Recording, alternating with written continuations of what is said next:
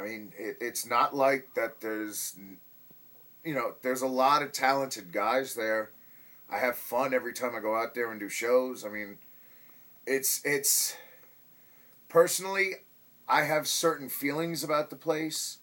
I'm not afraid to express them. I'm not afraid to tell people how I feel about it.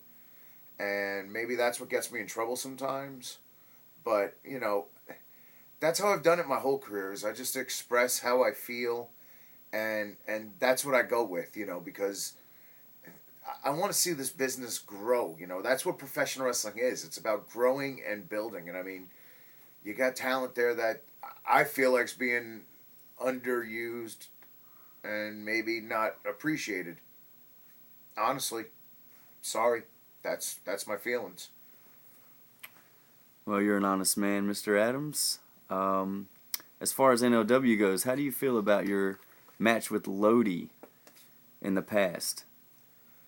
I want to elaborate on this more in a second, but I just want a quick answer from you.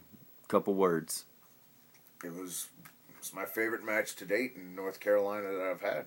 Honestly, it's been the best match I had so far. It's the honest truth of it. It's the best match I've had so far. I want to do it again. I definitely do. I think this next time we can have some more fun. I've changed up my diet. I've got Melissa Coates. I hired her, former Miss Olympia contestant, in the top 5 ranking. Jan Tana winner. She's been helping me with my workouts now. I think it's going to be a little different if we get to do it again next time. I do believe that there probably more than likely will be a match with you and Lodi later on in the near future. But speaking of near future, you have a match with the NLW World Heavyweight Champion Murph Mancini. I didn't have it yet. You're close. You have a match. Oh, I have a match. Yes, you have a match coming up with Murph Mancini. I don't know whether you knew that or not, if I'm just letting you know right now. I didn't know that. So that's what's happening at the end of the month now? Yes, sir. I was informed by NLW management this morning. Okay. So is the title on the line? Is it not? They haven't made that decision yet. I think they're waiting to contact Mr. Mancini. You know what, dude? I'm going to be honest with you here. I have 2 issues with Murph Mancini. The first issue is all that talent that's being put to waste. And Murph, I hope you see this. Be a mark. Buy this DVD. Watch it. You'll learn something. It's watching a man with so much talent just let it go to waste and hide it behind a fat posterior that he could fix on his own. I mean, I know I'm no better, but, I've dropped 40 pounds already since I started this new diet back in October. And I'm planning to lose another 40. And this guy could be good. I mean, there's not too many guys who can do handspring back elbows, that weigh 300 pounds like this guy.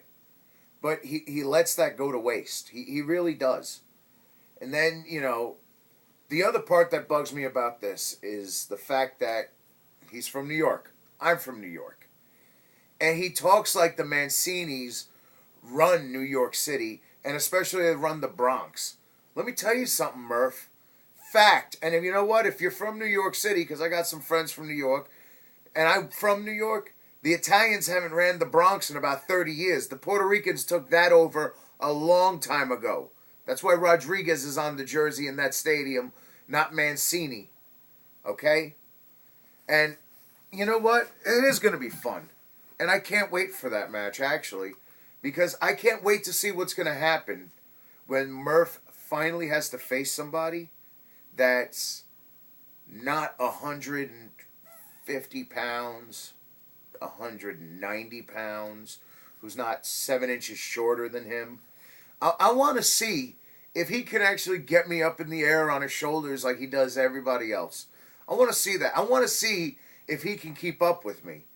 And that's been my big problem with every independent promotion I've ever wrestled for. And I'm starting to see this too in NLW. They come out here and they talk about, oh, you're a talent, you're this, you're that.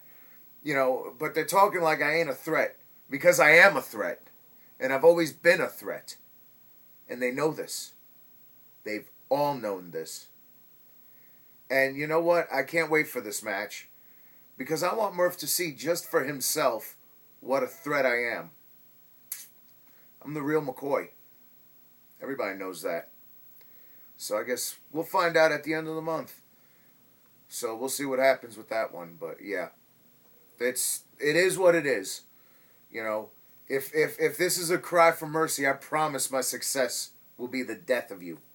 Okay, Murph? I promise my success will be the death of you. There you go. That's all I got to say about that one. I have one more question about Murph Mancini, if you don't mind, Mr. Sure. Adams.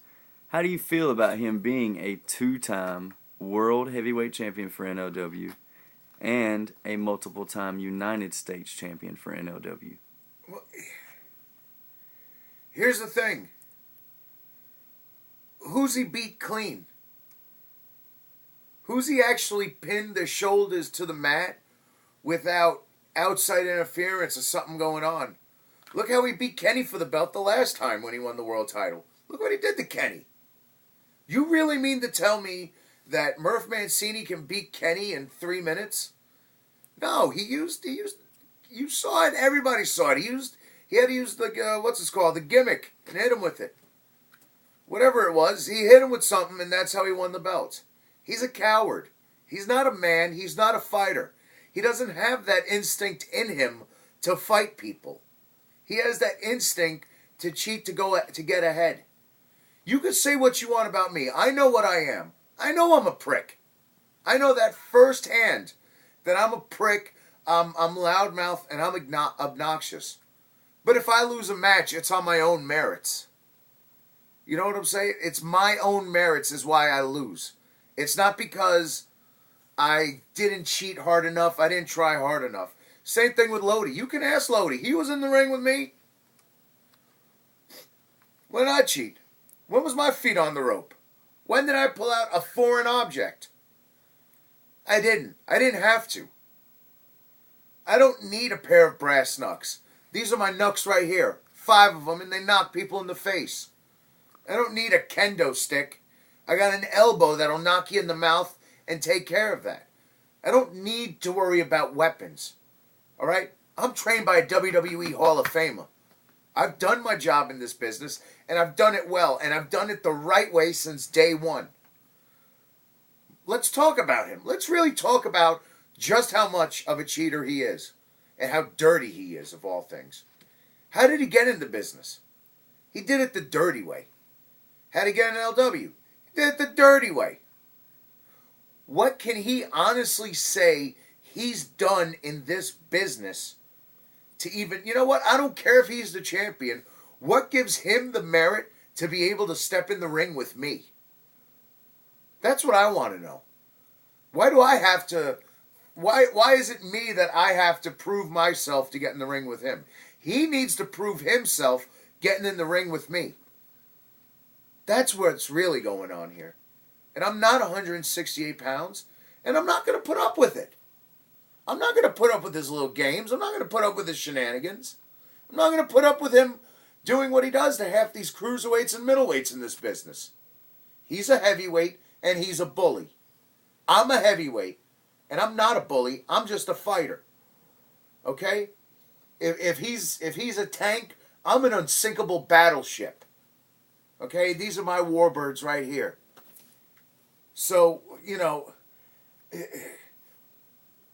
like I said, he's got to prove himself to me this time. I don't have to prove myself to him. It's what it is. Well, ladies and gentlemen, that's your true feelings and heartfelt comments from Eric Adams. Anything else more you want to say, Mr. Adams, before we end this interview? I hate you all. I wish all the worst stuff in the world happens to you, and only you, and specifically you watching this. Chronic diarrhea tops the list. Stomach cramps. Bloated toes. Colitis.